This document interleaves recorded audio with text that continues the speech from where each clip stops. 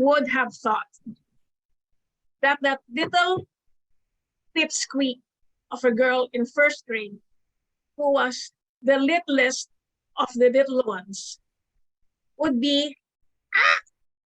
this one.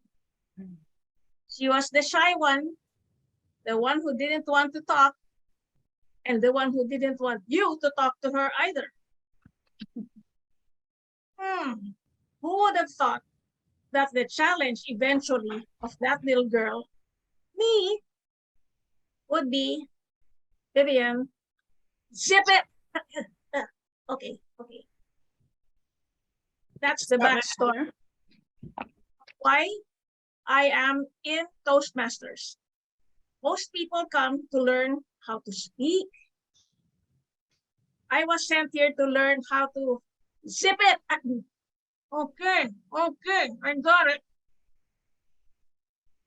At that time that I was encouraged to join Toastmasters by my friends and fellow trainers, I thought, and I firmly believe, that giving more was giving a gift to the participants in the seminar.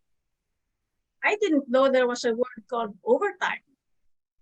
I only thought, yeah, who would have thought, right? I thought like, oh, I'm being kind. They only paid me for this long and I'm going to give them more.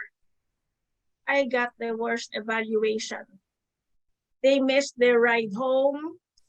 Their date was angry, waiting for them. And the worst was they were hungry and angry because it was past 5 p.m. Who would have thought that that's what public speaking would be for me? But then again, going back to first grade, who would have thought that this girl, I'll give you a demo, would even ever speak? Quick sample. What's your name, little girl?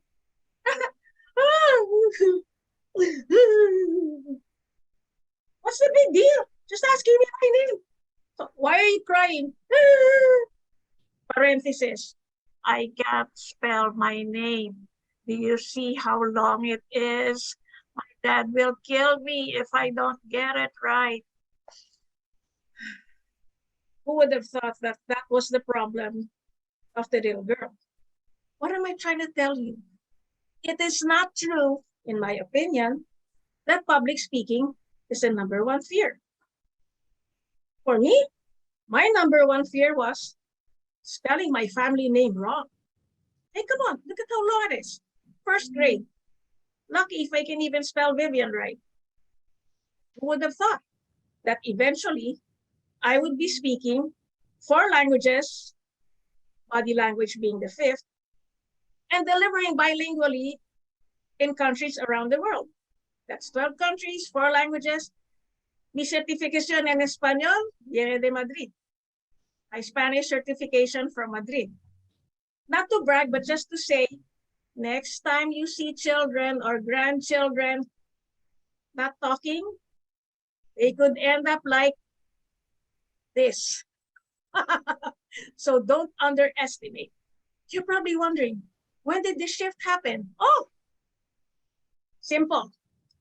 From a convent school, all girls with nuns, all the way from 1st grade to 6th grade, 7th grade, I went to the American school in the Philippines.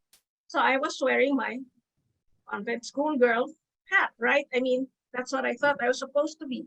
Nice, disciplined, well-behaved. Remember, convent school, hands together on the desk. As fate would have it, the first period was music. No problem. I like music. I can play the piano, I can sing, I can dance. I didn't know that Mrs. Olga de Witt, pronounced Olga de Witt, was the holy terror of the entire school. Big Russian woman, she took music seriously. So she asked me, you are new? What is your name? True to form. And then, speak up! We don't have the time to waste. You see, people, in moments like that, your brain gets rebooted.